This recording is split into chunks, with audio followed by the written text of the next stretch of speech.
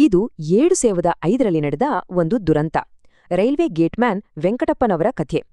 ಆದ್ರೆ ಒಬ್ಬ ವ್ಯಕ್ತಿಗೆ ಈ ಪ್ರಶ್ನೆ ಜೀವನವನ್ನೇ ನುಂಗಿ ಹಾಕಿದ ಒಂದು ಭಯಾನಕ ಸತ್ಯ. ಬನ್ನಿ ನೋಡೋಣ. ರೈಲು ಹತ್ತಿರ ಬರ್ತಿದ್ದ ಹಾಗೆ ಅವರ ಆ ಸಾಮಾನ್ಯ ರಾತ್ರಿ ಒಂದು ಭಯಾನಕ ತಿರುವು ಪಡೆಯಿತು. ಏನೂ ಮಾಡ್ಲಾಗದೆ ವೆಂಕಟಪ್ಪ ಕಣ್ಣೆದುರೇ ನಡೀತಿದ್ದ ಆ ಘೋರ ಕೊಲೆಗೆ ಸಾಕ್ಷಿಯಾಗ್ಬೇಕಾಯಿತು. ಸಹಾಯ ತಗೊಂಡು ವಾಪಸ್ ಬರೋವಷ್ಟ್ರಲ್ಲಿ ಎಲ್ಲ ಮುಗಿದಿತ್ತು. ಉಳಿದಿದ್ದು ಮಾತ್ರ ಭೀಕರ ದೃಶ್ಯ. ನಾನು ಅವಳನ್ನು ಉಳಿಸಬಹುದಿತ್ತು, ಈ ಒಂದೇ ಯೋಚನೆ ವೆಂಕಟಪ್ಪರನ್ನು ಕಾಡೋಕೆ ಶುರುಮಾಡಿತು. ಆ ರಾತ್ರಿಯ ಆಘಾತ ಅವರ ಜೀವನದಲ್ಲಿ ಭಯಾನಕ ಘಟನೆಗಳ ಸರಮಾಲೆಯನ್ನೇ ಶುರುಮಾಡ್ತು. ಕನ್ಸಲ್ಲಿ ರೈಲು ಬಡಿಯೋಕ್ ಬಂದಾಗ ಬೆಚ್ಚಿ ಬಿದ್ದು ಎಚ್ಚರವಾಗ್ತಿತ್ತು. ಈ ಕಾಟ ಅವರನ್ನ ಒಂಟಿಯಾಗಿಸಿತು. ಎಲ್ಲರೂ ಅವರ ಮಾನಸಿಕ ಸ್ಥಿತಿಯನ್ನೇ ಪ್ರಶ್ನಿಸೋಕೆ ಶುರುಮಾಡಿದ್ರು. ಇಲ್ಲೇ ಒಂದು ದೊಡ್ಡ ಟ್ವಿಸ್ಟ್ ಕಾದಿತ್ತು.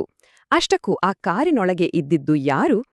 ಆಗಲೇ ರೈಲು ಕಾರಿಗೆ ಗುದ್ದಿ ಇಬ್ಬರೂ ಅಲ್ಲೇ ಸತ್ತೋದ್ರು. ಅದೊಂದು ಭೀಕರ ಅಪಘಾತ. ಇದು ಬದುಕುಳಿದ ಡ್ರೈವರ್ ಪೊಲೀಸರಿಗೆ ಕೊಟ್ಟ ಆಘಾತಕಾರಿ ಹೇಳಿಕೆ. ಈ ಶಾಕಿಂಗ್ ಹೇಳಿಕೆ ವೆಂಕಟಪ್ಪನಿಗೆ ಆಗ್ತಿದ್ದ ಕಾಟ ನಿಜ ಅನ್ನೋದಕ್ಕೆ ಸಾಕ್ಷಿ ಹೇಳಿದಂತಿತ್ತು. ಆದ್ರೆ ವೆಂಕಟಪ್ಪನಿಗೆ ಈ ಭಯಾನಕತೆ ಇನ್ನೂ ಮುಗಿದಿರ್ಲಿಲ್ಲ. ಆ ಆತ್ಮದ ಸೇಡು ತೀರಿರ್ಲಿಲ್ಲ. ಹೊಸ ಜಾಗಕ್ಕೆ ಹೋದ್ರೆ ಆ ಪ್ರೇತದ ಕಾಟದಿಂದ ಪಾರಾಗಬಹುದು ಅಂತ ಅಂದುಕೊಂಡಿದ್ರು. ಆ ರಾತ್ರಿಯ ನೆನಪಲ್ಲೇ ಮುಳುಗಿ ಹೋಗಿ ಅವರು ತಮ್ಮ ತನವನ್ನೇ ಕಳೆದುಕೊಂಡ್ರು. ಅವರ ಕೊನೆ ಮಾತುಗಳು ಆ ಹುಡುಗಿನ ಉಳಿಸೋಕಾಗ್ಲಿಲ್ವಲ್ಲ ಅನ್ನೋ ಪಶ್ಚಾತ್ತಾಪದಿಂದ ತುಂಬಿತ್ತು. ತಾನು ಉಳಿಸೋಕೆ ಆಗದಿದ್ದ ಹುಡುಗಿಯ ಹಾಗೆ ಇವರೂ ಅದೇ ಸಾವನ್ನಪ್ಪಿದ್ರು. ಇದು ಅವರ ಸಾವಿನ ಹಿಂದಿರುವ 2 ಭಯಾನಕ ಸಾಧ್ಯತೆಗಳನ್ನು ನಮ್ಮ ಮುಂದಿಡುತ್ತೆ. ಈ ಕಥೆ ಇವತ್ತಿಗೂ ಜೀವಂತವಾಗಿದೆ.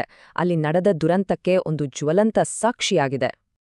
ಇದಕ್ಕೆ ಉತ್ತರ ಈ ಕಥೆಯಷ್ಟೇ ನಿಗೂಢ. ಇವತ್ತಿಗೂ ಯಾರಿಗೂ ಗೊತ್ತಿಲ್ಲ.